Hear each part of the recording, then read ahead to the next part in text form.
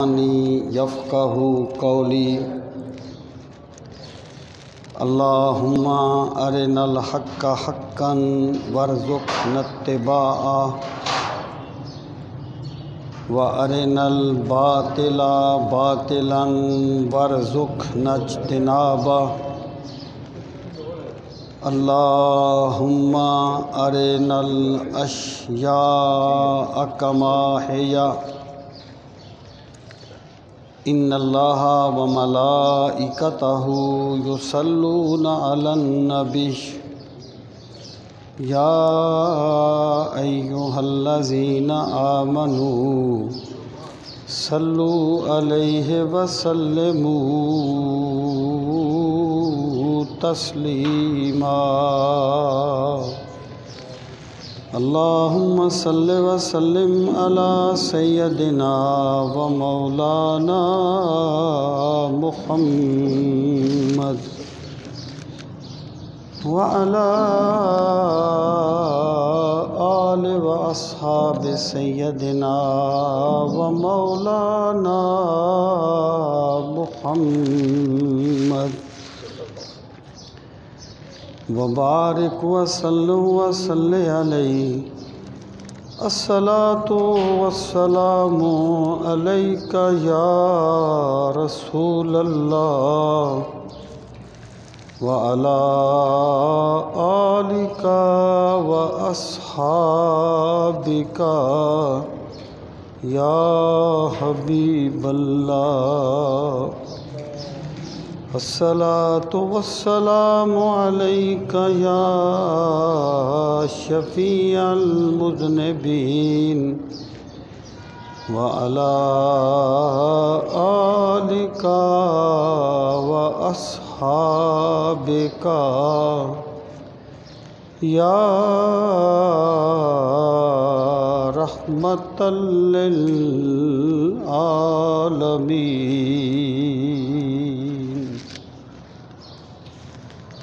انتہائی عزت و احترام کے لائق قابل سر تکریم معزز و محترم سامعین کرام، جمعۃ المبارک کے آج کے اس بابرکت موقع پر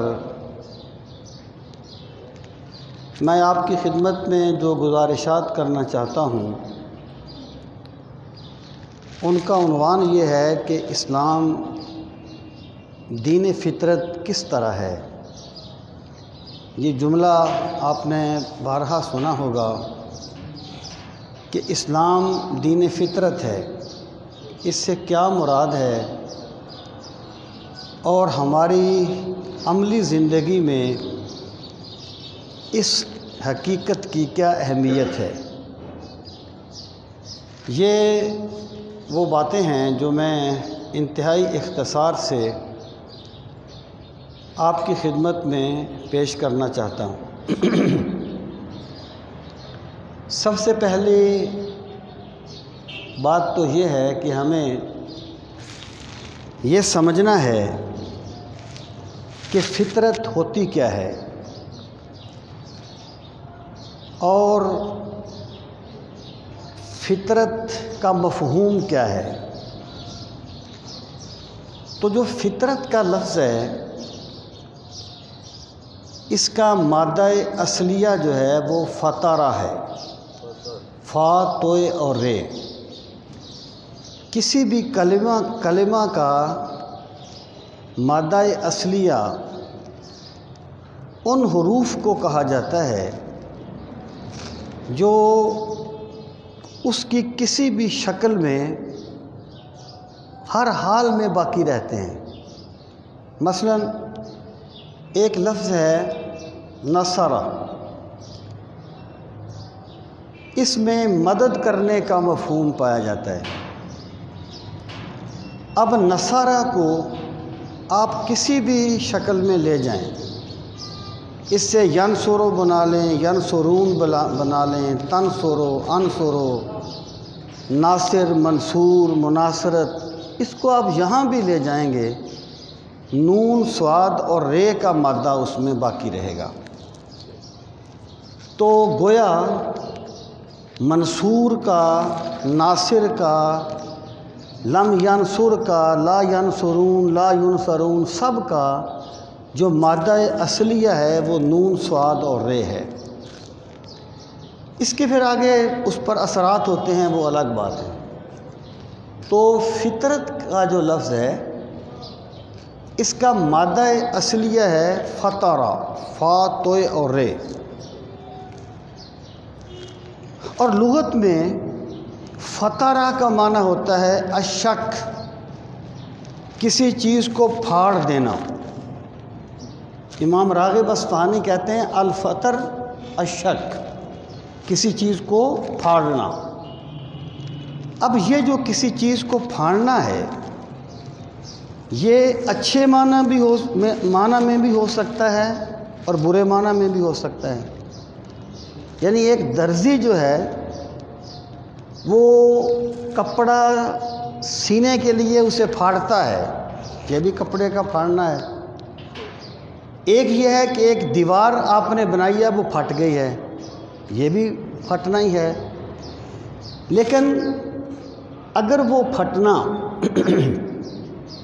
کسی چیز کا پھٹنا برے معنی میں ہو تو اس کو فطور کہا جاتا ہے۔ فطور کہ برے معنی میں یہ چیز پھٹ گئی۔ جیسے اللہ تعالیٰ کی قدرت کی نشانیاں بیان کرتے ہوئے فرمایا گیا کہ آسمان کو بار بار دیکھو، کیا تمہیں یہاں کوئی فطور نظر آتا ہے؟ تو فطور کا معنی ہے پھٹنا، جو عیب کے معنی میں استعمال ہوتا ہو۔ اب اگر یہ پھٹنا اچھے معنی میں ہو تو اس کو انفطار کہا جاتا ہے، انفطارا۔ جیسے اذا السماء انفطرت، جب آسمان پھٹ جائے گا۔ اب چونکہ اس وقت آسمان کا پھٹنا جو ہے وہ اللہ تعالیٰ کے وعدہ کے ایفا میں ہوگا۔ اللہ تعالیٰ نے جو وعدہ کیا تھا کہ میں آسمان کو اس وقت پھاڑ دوں گا، تو یہ اللہ تعالیٰ کے وعدہ پورا ہونے کے لیے ہوگا۔ تو وہ پھٹنا جو ہے وہ اچھے معنی میں ہے، اس کو انفطار کہا گیا۔ اور اگر وہ برے معنی میں ہو تو اس کو فطور کہا جاتا ہے۔ یہ فطرہ کا لفظی معنی ہے۔ اب آ جائیں اس کا اصطلاحی معنی کیا ہے۔ جب یہ کہا جائے کہ اللہ تعالیٰ نے فطر الشیء، اللہ تعالیٰ نے اس چیز کو پیدا کیا، بنایا، تو اس کا مطلب یہ ہوتا ہے اے ایجادہ الشیء و ابداؤہ علی ہیئۃ مترشحۃ لفعل من الافعال، کہ کسی چیز کی فطرت سے مراد یہ ہے کہ کسی چیز کی وہ صلاحیت جس کے سبب پر وہ کوئی کام کر سکتی ہے، یا جس کے سبب کوئی کام اس سے ممکن ہوتا ہے، کسی چیز کی اس صلاحیت کو اس کی فطرت کہا جاتا ہے۔ یعنی کسی چیز کی وہ صلاحیت جس کی وجہ سے اس سے کوئی کام ہوتا ہے، اگر وہ صلاحیت نہ ہو تو وہ کام نہیں ہو سکتا، اسے اس چیز کی فطرت کہا جاتا ہے۔ اب سامعین محترم، مثلاً اب دیکھیں کہ آگ ہے، آگ کی وہ صلاحیت کیا ہے جس کی وجہ سے وہ آگ ہے؟ وہ ہے اس کا جلانا، اس کی تپش۔ تو آگ کی فطرت اس کی تپش ہے۔ برف کی فطرت اس کی برودت ہے یا اس کی ٹھنڈک ہے۔ اب سامعین محترم، یہ بات واضح ہو گئی کہ فطرت کسی چیز کی اس صلاحیت کو کہتے ہیں جس کے سبب اس سے کوئی بھی کام ہوتا ہے۔ اگر اس کی فطرت میں وہ چیز نہ ہو تو کوئی تعلیم و تربیت، کوئی تزکیہ، کوئی محنت، کوئی مشقت، کوئی ریاضت اس سے وہ کام نہیں کروا سکتی، کیونکہ وہ اس کی فطرت میں نہیں ہے۔ میں ایک مثال دیتا ہوں کہ ایک انسان ہوا میں اڑ بھی نہیں سکتا اور پانی میں تیر بھی نہیں سکتا، لیکن اگر وہ کوشش کرے تو وہ پانی میں تیرنا سیکھ سکتا ہے، لیکن ہوا میں اڑنا نہیں سیکھ سکتا، کیونکہ ہوا میں اڑنا جو ہے وہ بندے کی فطرت میں نہیں رکھا گیا۔ اس کی فطرت ایسی نہیں بنائی گئی کہ وہ ہوا میں اڑے۔ اور جو صلاحیت کسی چیز کی فطرت میں نہ ہو اس کا فقدان اس کے لیے عیب نہیں ہوتا۔ جو چیز کسی چیز کی فطرت میں نہ ہو اس کا فقدان یعنی اس کا نہ ہونا اس کے لیے عیب نہیں ہوتا۔ مثلا ہوا میں مکھی تیر لیتی ہے، اڑ لیتی ہے، بندہ نہیں اڑ سکتا، تو یہ مکھی کا کمال نہیں ہے۔ کوئی بندہ یہ کہے کہ مکھی جو ہے وہ انسان سے افضل ہے، وہ فضا میں اڑتی ہے، بندہ نہیں اڑتا۔ اللہ تعالیٰ نے بندے کی فطرت میں ہی یہ چیز نہیں رکھی۔ تو جو چیز کسی چیز کی فطرت میں نہ ہو اس کا فقدان اس کے لیے عیب نہیں ہوتا۔ سامعین محترم، اب آپ دیکھیں کہ یہ جو فطرت ہے اسی کو کئی لفظوں سے تعبیر کیا جاتا ہے۔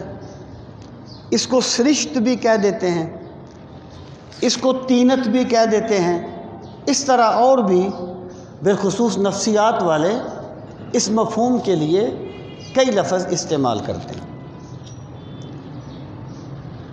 اب یہاں پر ہمیں ایک اور چیز سمجھ لینی چاہیے، وہ یہ ہے کہ فطرت اور عادت میں کیا فرق ہے۔ ایک چیز ہے عادت، ایک لفظ آپ نے سنا ہوگا، کہتے ہیں یہ چیز اس کی فطرت ثانیہ ہے۔ یہ فطرت ثانیہ کیا ہے؟ دیکھیں، عادت اور فطرت میں فرق یہ ہے کہ عادت انسان خود بناتا ہے، عادت انسان کے کنٹرول میں ہے، جبکہ فطرت اس کے کنٹرول میں نہیں ہے۔ یعنی عادت وہ ہے جو کسی انسان میں پائی جاتی ہے، کسی میں نہیں پائی جاتی۔ یہ انسان کے اختیار میں ہے وہ کیسے کون سی عادت ڈالتا ہے۔ کوئی بندہ اپنے آپ کو جس بھی چیز کا عادی کر لے وہ اس کی عادت بن جاتی ہے، اور جس وقت عادت پختہ ہو جائے پھر جیسے فطرت کو چھوڑنا انسان کے لیے ممکن نہیں ہوتا، پروفیسر صاحب آگے تشریف لیں، جیسے فطرت کو چھوڑنا انسان کے لیے ممکن نہیں ہوتا ویسے ہی عادت اس کی فطرت ثانیہ کہلانے لگتی ہے۔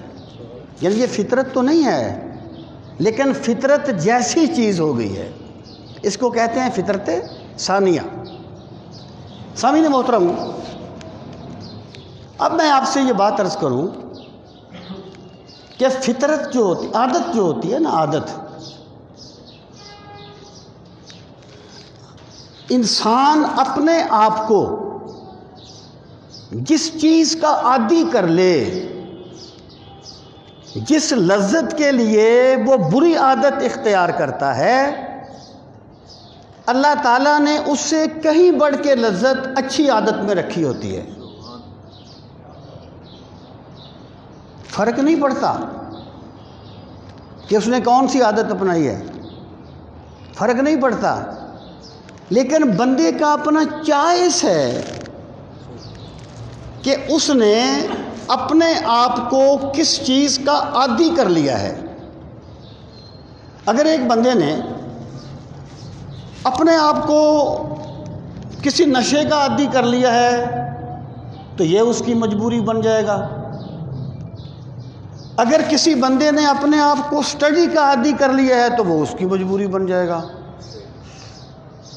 کسی نے اپنے آپ کو سونے کا عادی کر لیا ہے، یعنی ان اوقات میں جن اوقات میں سونا نہیں چاہیے، نماز کے وقت یا ایسے ہی کوئی اوقات، تو یہ اس کی عادت بن جائے گا۔ اور جس بندے نے اپنے آپ کو جاگنے کا عادی کر لیا ہے تو یہ اس کی عادت بن جائے گا۔ آپ فرض کریں گاڑی جا رہی ہے روڈ پہ اور وہ کسی انٹرچینج پہ رکتی ہے۔ اب وہ جناب کہتے ہیں جی 20 منٹ ہے جی آپ کے پاس۔ اب جن بندوں نے اپنے آپ کو اچھی عادت ڈالی ہوتی ہے وہ کہتے ہیں 20 منٹ ہیں نماز پڑھ لیتے ہیں، اور کچھ بندے جو ہیں وہ کہتے ہیں 5-6 سگریٹ پی لیتے ہیں، پھر پتہ نہیں گاڑی کب رکے گی۔ اب جس بندے نے نماز پڑھی ہے نا 20 منٹ میں، وہ اپنے آپ کو، میں کہا کرتا ہوں کہ خدا کی قسم اسلام اتنا اچھا دین ہے، اگر کوئی بندہ آخرت کو نہیں مانتا نا تو وہ بھی اسلامی عبادات اپنائے، اس کے دنیا میں ہی اتنے فائدے ہیں جو شمار میں نہیں آ سکتے۔ جب ایک بندہ جو ہے وضو کرے گا، ہاتھ منہ دھوئے گا، وضو کرے گا اور اللہ کو سجدہ کرے گا تو جو لذت اور جو چاشنی اور جو کیفیت وہ محسوس کرے گا، سگریٹ پینے والا کیا جانے کہ وہ کیا ہوتی ہے۔ عادت جو ہوتی ہے نا، عادت دیکھیں، اور ایک بات یاد رکھنا، کوئی بندہ بھی اپنے آپ کو تباہ نہیں کرنا چاہتا، اور عادت، بری عادت کبھی بتا کے نہیں آتی، اور بندہ بری عادت کو ہمیشہ غیر شعوری طور پر شروع کرتا ہے، غیر شعوری طور پر، اور وہ بری عادت اس میں اس طرح آہستہ آہستہ آتی جاتی ہے کہ وہ شکنجے میں جکڑ کے رہ جاتا ہے۔ یہ جو گندی جگہ پر نشئی پڑے ہوتے ہیں، یہ ماں کے پیٹ سے نشئی پیدا نہیں ہوئے تھے، انہیں اللہ نے نشئی پیدا نہیں کیا تھا، انہیں میرے رب نے فطرت سلیمہ پہ پیدا کیا تھا، انہیں میرے رب نے صاف بنا کے پیدا کیا تھا۔ لیکن انہوں نے کیا کیا؟ سب سے پہلے انہوں نے سگریٹ پینا شروع کی، اور سگریٹ پینے سے نہ بھوک مٹتی ہے نہ پیاس۔ جس نے اپنے آپ کو عادی کر لیا نا، اس کی میں بات بعد میں کرتا ہوں۔ جب بندہ شروع میں سگریٹ شروع کرتا ہے تو اس کو چکر بھی آتے ہیں، لیکن بندہ صرف دھواں نکالنے کے شوق میں سگریٹ پیتا ہے، اور پھر وہ اس شکنجے میں پھنستا چلا جاتا ہے، اور پھر نوبت یہاں تک آ جاتی ہے کہ ڈاکٹر اسے کہتے ہیں تیرے پھیپھڑے ختم ہو رہے ہیں، سگریٹ چھوڑ دے ورنہ مر جائے گا، اور وہ کہتا ہے جی میں نہیں چھوڑ سکتا، اس کے بغیر میں رہ نہیں سکتا۔ یہ اس کی عادت ہے، فطرت نہیں ہے۔ اگر وہ اس کے بغیر واقعی نہیں رہ سکتا تو گویا اس نے بری عادت کو اپنی فطرت ثانیہ بنا لیا ہے۔ سامعین محترم، میں کہنا یہ چاہتا ہوں، دیکھیں اللہ نے بندے کو قوت ارادی دی ہے. کوئی بھی بری عادت ہو نا، بندہ اسے چھوڑنے کا عزم مصمم تو کرے. کوئی بندہ جھوٹ بولتا ہے، کوئی نشہ کرتا ہے، کوئی چوری کرتا ہے، کوئی بری عادت ہے، یہ اس کی فطرت نہیں ہے، یہ اس کی عادت ہے، اور عادت اس نے خود اپنائی ہے. تو اللہ تعالیٰ نے بندے کو بے بس بنا کے پیدا نہیں کیا.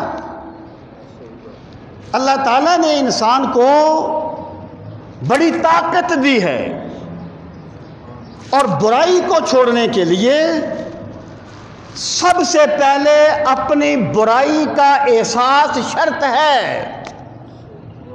کہ بندہ سمجھے کہ میں غلط کر رہا ہوں، میں یہ کام کرتا ہوں غلط ہے.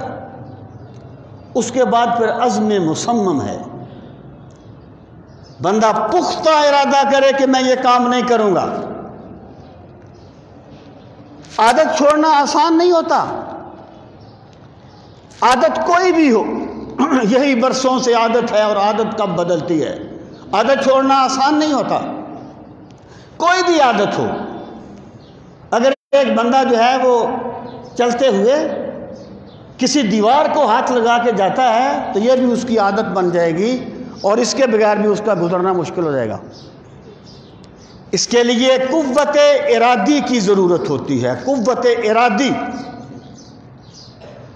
سب سے پہلے بندہ احساس کرے کہ مجھ میں یہ برائی ہے، بری عادت ہے. اگر اس نے اپنی بری عادت کو ہی درست ثابت کرنے کے چکر میں رہنا ہے تو پھر وہ کبھی اپنی بری عادت نہیں چھوڑ سکے گا. واصف علی واصف نے کہا تھا، اس اندھے کو راستہ کون دکھائے گا جو ہر قدم پہ ٹھوکر تو کھاتا ہے لیکن اپنے آپ کو اندھا ماننے کے لیے تیار نہیں ہے. جو بندہ اپنی غلطی نہیں مانتا اس کی کبھی اصلاح نہیں ہوگی. تسلیم کرے، اور پھر قوت ارادی، عزم مصمم کرے کہ میرے رب نے مجھے فطرت سلیمہ پہ پیدا کیا ہے، میں اس گندی دنیا میں نہیں، میں اس گندی عادت کے ساتھ نہیں رہنا چاہتا. عزم مصمم کرے، اور پھر کیا ہے، اپنے رب سے دعا مانگے، گڑ گڑا کے دعا مانگے، استرار کے ساتھ دعا مانگے کہ مالک میں اس بری عادت کو چھوڑنا چاہتا ہوں، تو میری مدد فرما، تو میری دستگیری کر. اور میرے رب کا وعدہ ہے، یا ایھا الذین آمنوا استعینوا بالصبر والصلاۃ ان اللہ مع الصابرین، کہ کسی بھی گناہ کو چھوڑنے کے لیے استقامت کا مظاہرہ کرو اور پھر اللہ سے مدد مانگو. جب تم اللہ سے مدد مانگو گے تو پھر اللہ کی نصرت تمہارے شامل حال ہو جائے گی. اللہ کی نصرت تمہارے شامل حال ہو جائے گی. میرے بھائی، عادت فطرت نہیں ہوتی، عادت ہمیشہ بندے میں غیر شعوری طور پر آتی ہے اور آہستہ آہستہ آتی ہے. اور برائی اس طرح ہوتی ہے جیسے ایک بندہ ایک چڑھائی کو چڑھتا ہے، چڑھائی کو چڑھتا ہے، وہ چڑھتا جاتا ہے، لیکن جب وہ عادت کو پختہ کر لیتا ہے تو پھر اس کے لیے گرنا تو ممکن ہوتا ہے، اس طریقے سے آسانی کے ساتھ اسے چھوڑنا ممکن نہیں ہوتا. سامعین محترم، میں آپ کو ایک مثال دیتا ہوں. یہ میں ابھی فطرت انسانی کا وہ کنسیپٹ کلیئر کرنا چاہتا ہوں کہ اسلام دین فطرت ہے، اس سے مراد کیا ہے، انسانی فطرت کیا ہے، اور اسلام کے دین فطرت ہونے سے مراد کیا ہے. دیکھیں، امام غزالی کہتے ہیں بادشاہ نے ایک گداگر کو دیکھا، بڑا خوبصورت گداگر تھا اور وہ بھیک مانگ رہا تھا. بادشاہ نے کہا کہ اتنے خوبصورت آدمی کو بھیک نہیں مانگنی چاہیے. اس نے اپنے وزیر سے کہا کہ اسے شاہی محل میں رکھو، اسے شاہی کھانا دو تاکہ یہ بھیک مانگنے سے بچ جائے۔ اسے شاہی محل میں رکھ لیا گیا، شاہی کھانا اسے دیا جانے لگا، لیکن وہ بیمار ہو گیا، کمزور ہوتا گیا۔ ایک دن بادشاہ نے اپنے وزیر سے پوچھا کہ یہ کمزور کیوں ہوتا جا رہا ہے؟ ہم نے تو اسے شاہی دسترخوان سے کھانا دیتے ہیں، یہ کمزور کیوں ہو رہا ہے؟ اس نے کہا بادشاہ سلامت، اس نے اپنے آپ کو بھیک مانگنے کا عادی کر لیا ہے، اس نے اپنی خودداری کا اپنے ہاتھوں سے قتل کر دیا ہے، اسے شاہی کھانا راس نہیں آیا، اسے آزاد کر دے، در در کے ٹکڑے مانگے، بھیک مانگے، یہ ٹھیک ہو جائے گا۔ بادشاہ نے آزاد کر دیا، وہ اسی طریقے سے ٹھیک ہو گیا۔ میرے رب نے انسان کو گداگری کی فطرت پہ پیدا نہیں کیا، میرے رب نے انسان کو بھیک مانگنے والا بنا کے نہیں بھیجا، میرے رب نے انسان کو خوددار بنا کے پیدا کیا ہے، عزت نفس کا محاسب بنا کے پیدا کیا ہے۔ اور اس نے کیا کیا؟ اس نے اپنی بری عادت کو اپنی فطرت ثانیہ بنا لیا اور اپنی فطرت کو مسخ کرنے کے راستے پر چل پڑا۔ اگر ایک بندہ یہ کہتا ہے، دیکھیں اسلام دین فطرت ہے کہ ایک پہلو یہ بھی ہے، مثلا ماں اور بیٹے کی محبت فطرتی ہے، انسان کی فطرت ہے کہ وہ اپنی ماں سے محبت کرتا ہے، اور ماں کی فطرت ہے کہ اپنے بیٹے سے محبت کرتی ہے، یہ ٹھونسی نہیں جاتی اس میں چیز، اس کی فطرت ہے۔ سامعین محترم، جس طرح ماں کو دیکھ کے، ماں کے آگے پیچھے ہو جائے نا، اچانک بچے کے سامنے آئے، تو جس طرح ماں کو دیکھ کے بچہ لپکتا ہے ماں کی طرف، اسلام کے سارے احکامات اسی طریقے سے ہے انسان کے لیے۔ اگر وہ اپنی فطرت کو اس گداگر کی طرح بیمار نہ کر لے تو وہ اسلام کے ہر حکم کی طرف لپکے گا جیسے بچہ اپنی ماں کی طرف لپکتا ہے۔ یعنی اگر بندہ اپنی عادت کو اتنا بگاڑ نہ لے کہ وہ اس کی فطرت ثانیہ بن جائے، تو میرے رب نے اس کے لیے لذت نماز پڑھنے میں رکھی ہے، بے نمازی ہونے میں نہیں رکھی، رزق حلال میں رکھی ہے، حرام میں نہیں رکھی۔ اللہ تعالیٰ نے انسان کو جس فطرت پہ پیدا کیا ہے، مذہب اسی کو الفاظ کا جامہ پہنا کے پیش کرتا ہے، اور قرآن اسی فطرت انسانی کا بیان ہے جس پر اللہ تعالیٰ نے انسان کو پیدا کیا ہے۔ میں یہاں پر ایک اور بات کرتا ہوں، قرآن کریم کا ایک نام ہے الذکر، اِنَّا نَحْنُ نَزَّلْنَا الذِّکْرَ وَإِنَّا لَهُ لَحَافِظُونَ، بے شک ہم نے ہی اس الذکر کو نازل کیا اور ہم ہی اس کے محافظ ہیں۔ یعنی قرآن کا نام ہے الذکر۔ دیکھیں بندہ اپنے جب بچے کا نام رکھتا ہے نا تو ویسے نہیں رکھ دیتا۔ آج کل تو لوگوں کو نماز کے فرائض کی اتنی فکر نہیں ہے جتنی بچوں کے نام رکھنے کی ہوتی ہے۔ او جی ہم نے وہ سرچ کیا ہے، ہم نے نیٹ پہ دیکھا ہے، اس لفظ کو دیکھا ہے، اس لفظ کو دیکھا ہے، بندہ تحقیق کرتا ہے نا۔ تو بلا تشبیہ و تمثیل جب بندہ کوئی نام ویسے نہیں رکھ دیتا تو میرے رب نے بھی اپنی کتاب کا نام ویسے نہیں رکھ دیا۔ الذکر ایک نام ہے قرآن کا، اور جتنے نام ہیں سب کی ایک شان ہے۔ ذکر کہتے ہیں کسی بھولی ہوئی چیز کو یاد کرانا، کسی بھولی ہوئی چیز کو یاد کرانا۔ ذکر فإن الذکر تنفع المؤمنین، آپ انہیں یاد دلائیے کیونکہ یاد دلانا ایمان والوں کو نفع دیتا ہے۔ تو قرآن کریم کو الذکر اس لیے کہا گیا ہے کہ اللہ تعالیٰ نے انسان کو جس فطرت سلیمہ پہ پیدا کیا تھا، بندہ دنیا میں آ کر اس کو بھول گیا، قرآن اسے اس کی بھولی ہوئی فطرت یاد دلانے کے لیے آیا ہے، اس لیے اس کا نام کتاب ذکر ہے۔ اِنَّا نَحْنُ نَزَّلْنَا الذِّكْرَ، ہم نے ہی اس ذکر کو نازل کیا۔ سامعین محترم، تو اللہ تعالیٰ نے انسان کو فطرت اسلام پہ پیدا کیا ہے۔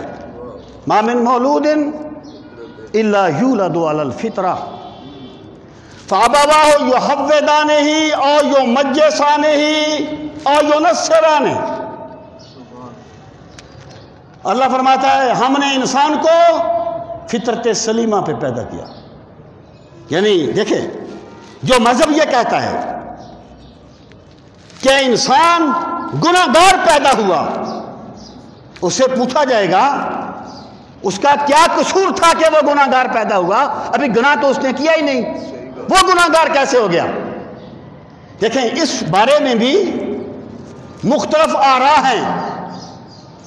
ایک رائے یہ ہے کہ انسان گناہ گار پیدا ہوا اور بقول ان کے حضرت عیسیٰ نے سولی پہ لٹک کے انسانوں کے گناہوں کا کفارہ ادا کر دیا۔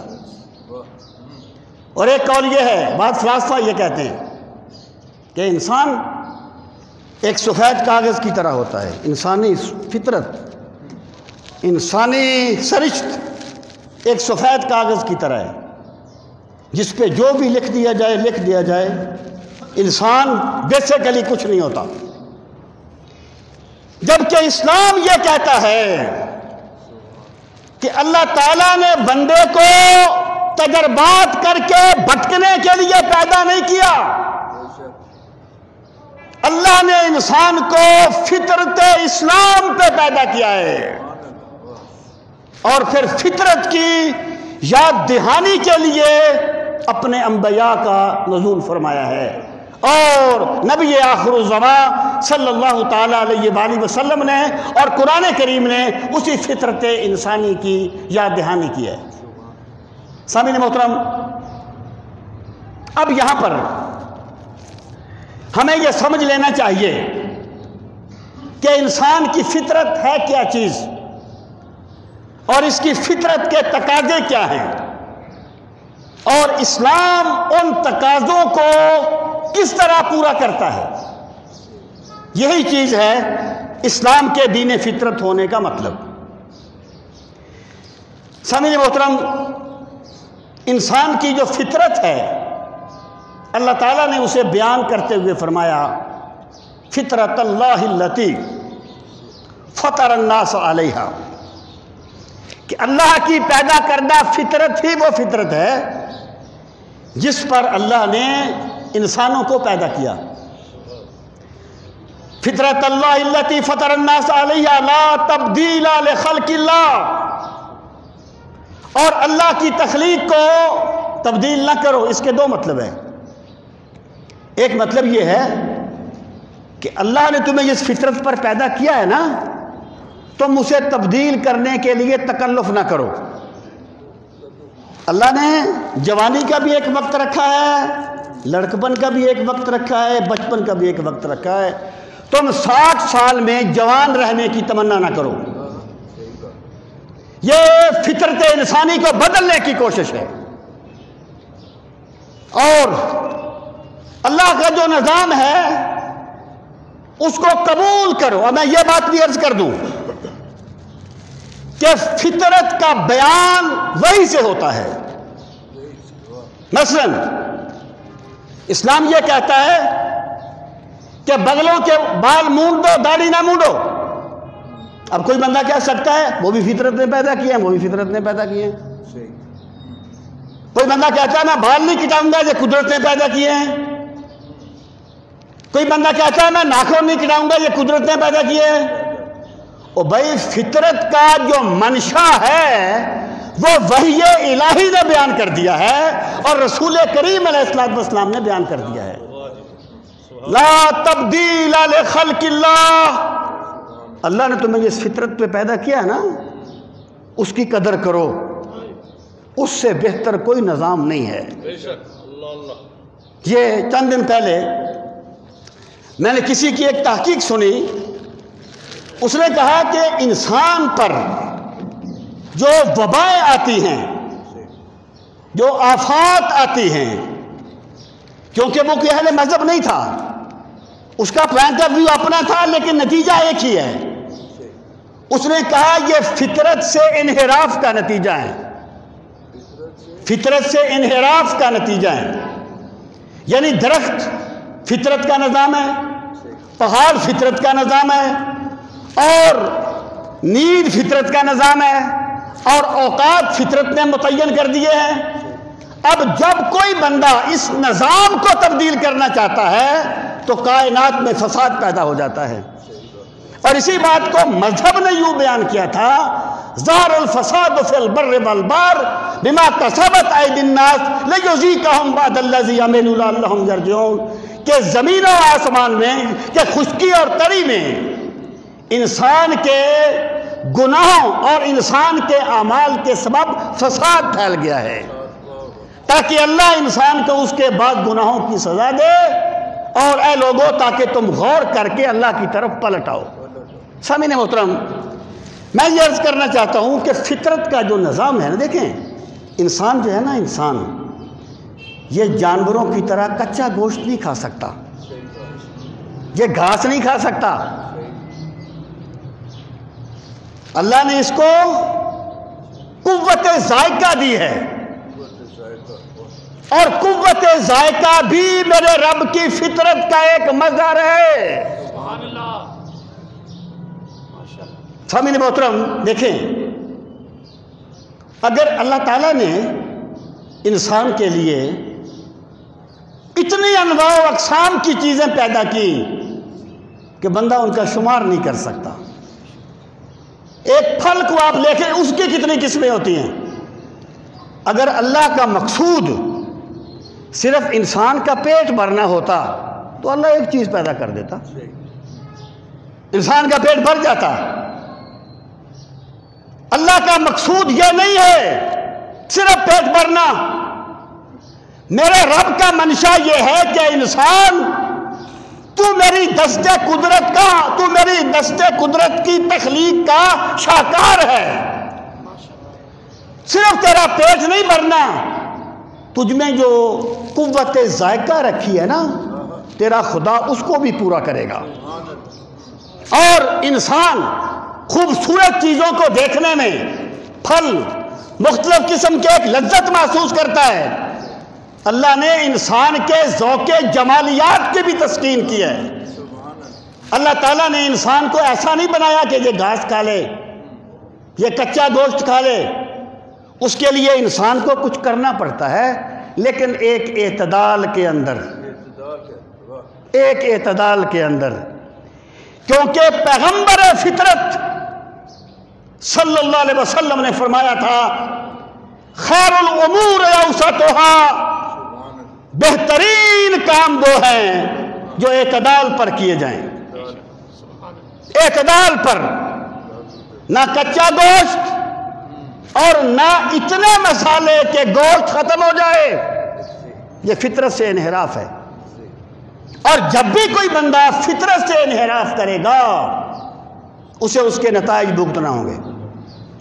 سامعین محترم، ایک سادہ پانی ہے، کسی نلکے کا، کسی کنویں کا،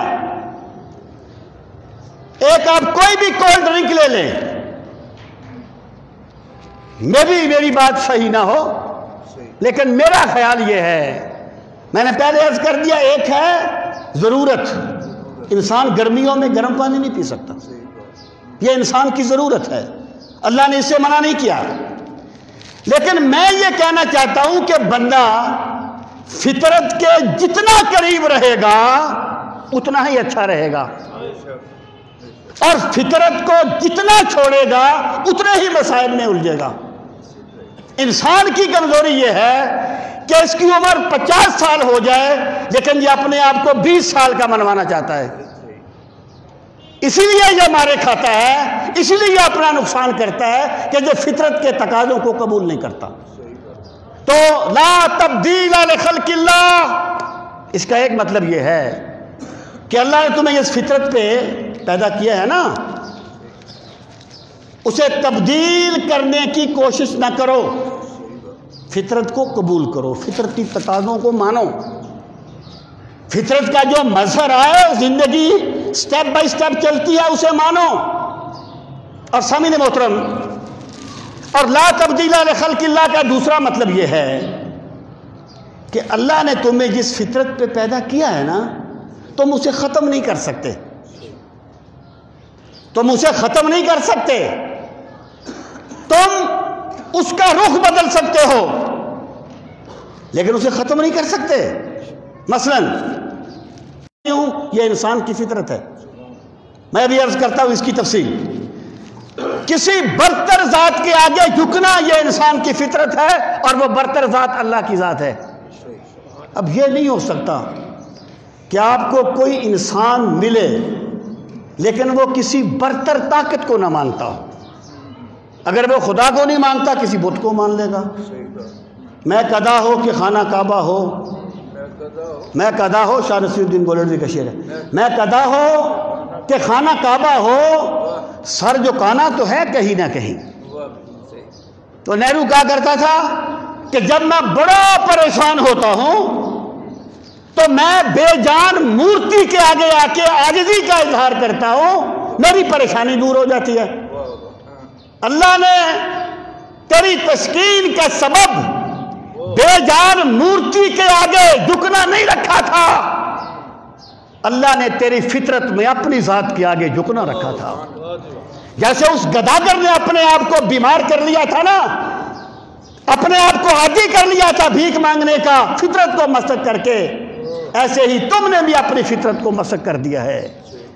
تو انسان کی فطرت میں جو ہوتا ہے بندہ اس کا رخ تو بدل دیتا ہے. مثلا اللہ نے ایک مطالبہ کیا، مطالبہ یہ کیا کہ والذین آمنوا اشد حبا للہ، ایمان والے وہ ہیں جو ہر چیز سے بڑھ کے اللہ سے محبت کرتے ہیں. اب مجھے بتائیے، انسان محبت اس سے کرتا ہے جس کو دیکھتا ہے، جس کو محسوس کرتا ہے، جس کی آواز سنتا ہے. اب اللہ کی ذات وہ ہے کہ تو دل میں تو آتا ہے سمجھ میں نہیں آتا، تو دل میں تو آتا ہے سمجھ میں نہیں آتا، بس میں جان گیا ہوں تیری پہچان یہی ہے. اب دیکھیے، جو ذات بندے کے وہم و گمان میں نہیں آتی اس کے بارے میں کہا گیا اس سے سب سے بڑھ کے محبت کرو. یہ تکلیف مالا یوتاک نہیں ہے، یہ کوئی اللہ نے ایسا حکم نہیں دے دیا جو اللہ نے بندے کی فطرت میں نہیں رکھا، بلکہ اللہ نے انسان کو پیدا ہی اس فطرت پر کیا ہے کہ یہ اولاد کی محبت بعد میں آتی ہے، اللہ کی محبت پہلے آتی ہے. اب جو میں بات عرض کرنا چاہتا ہوں، اب محبت کا خمیر انسان کی فطرت میں ہے. اب یہ بندے کا ظرف ہے کہ وہ کہاں گرتا ہے. اللہ اکبر. اب یہ بندے کا ظرف ہے کہ وہ کہاں راضی ہو جاتا ہے. اس کی زندگی میں چلے گی، لیکن کس سے؟ جس بندے نے سب سے بڑھ کر اللہ سے محبت کی، اس نے فطرت کے مطابق عمل کیا. اور جس بندے نے اللہ تعالیٰ کو ثانوی حیثیت دی، مال، دوست، برادری، کوئی بھی چیز، اس کی فطرت، اس کی محبت کو آگے کر دیا، تو اس نے اسی گداگر کی طرح کیا جسے بھیک مانگنے سے سکون ملتا تھا، عزت کی روٹی سے سکون نہیں ملتا تھا۔ لا تبدیل لخلق اللہ، مت تبدیل کرو، تم اللہ کی فطرت کو تبدیل نہیں کر سکتے، تم نے محبت کرنی ہے۔ اب یہ تمہارا ظرف ہے، کس سے کرتے ہو؟ اگر تمہارا ظرف کامل ہو جائے تو تم سرکار مدینہ پہ قد مرو گے، تم اللہ کی ذات میں ڈوب جاؤ گے۔ اور اگر ظرف ناقص رہے گا تو بہت کسی چھوٹی سطح پر اپنی زندگی کھپا دو گے، لیکن یہ نہیں ہو سکتا کہ تم محبت نہ کرو، کیونکہ یہ اللہ نے تمہارے من میں رکھی ہے، تمہاری فطرت میں رکھی ہے۔ لا تبدیل لخلق اللہ ذالک الدین القیم۔ اللہ فرماتا ہے فطرت کی حفاظت کرنا ہی دین اسلام ہے، یہی سیدھا دین ہے۔ وَلَٰكِنَّ أَكْثَرَ النَّاسِ لَا يَعْلَمُونَ، لیکن اکثر لوگ رب کے اس نظام سے غافل ہیں، وہ رب کے اس نظام کو جانتے نہیں ہیں۔ سامعین محترم، اب آ جائیں انسان کی فطرت کی طرف کہ اللہ نے انسان کو کس فطرت پہ پیدا کیا۔ یعنی میں نے شروع میں عرض کیا تھا کہ فطرت کیا ہے؟ وہ صلاحیت جو اللہ تعالیٰ کسی چیز کی تخلیق کے وقت اسے عطا فرما دیتا ہے۔ فطر اللہ الشیء اے ایجادہ و ابداؤہ علی حیۃ مترشحۃ لفعل من الافعال، وہ صلاحیت جس پر اللہ نے انسان کو پیدا کیا اسے اس کی فطرت کہا جاتا ہے۔ اب جو انسان کی فطرت ہے نا، اس کی دو حیثیتیں ہیں، ایک فطرت بالقوہ، ایک فطرت بالفعل۔ یہ بالقوہ اور بالفعل چھوٹی چھوٹی اصطلاحیں ہیں منطق کی بالکل ابتدائی۔ مثلا کلام ایک انسان کی صفت ہے، کلام کرنا، اور کلام کرنے والے کو متکلم کہتے ہیں۔ متکلم، کلام کرنے والا۔ اس وقت میں بھی متکلم ہوں اور آپ بھی متکلم ہیں، فرق کیا ہے؟ میں کلام کر رہا ہوں، آپ کلام کر سکتے ہیں، تو میں متکلم ہوں بالفعل، آپ متکلم ہیں بالقوہ، بالفعل اور بالقوہ۔ انسانی فطرت جو ہے نا، اس کے بعض پہلو بالقوہ ہیں، اللہ نے بندے کو وہ صلاحیتیں دی ہیں، اور بعض بالفعل ہیں جن کا اظہار بندے کی زندگی میں ہوتا ہے۔ انشاءاللہ العزیز اگلے جمعے پر میں اس کی تفصیل عرض کروں گا، اور پھر میں یہ عرض کروں گا کہ اسلام دین فطرت کیسے ہے۔ وقت ہی ہے 1 بجے انشاءاللہ، ہاں جی تقریباً 1 بجے انشاءاللہ۔ اللہ تعالی ہم سب کو دین کا فہم صحیح نصیب فرمائے۔ وما علینا الا البلاغ۔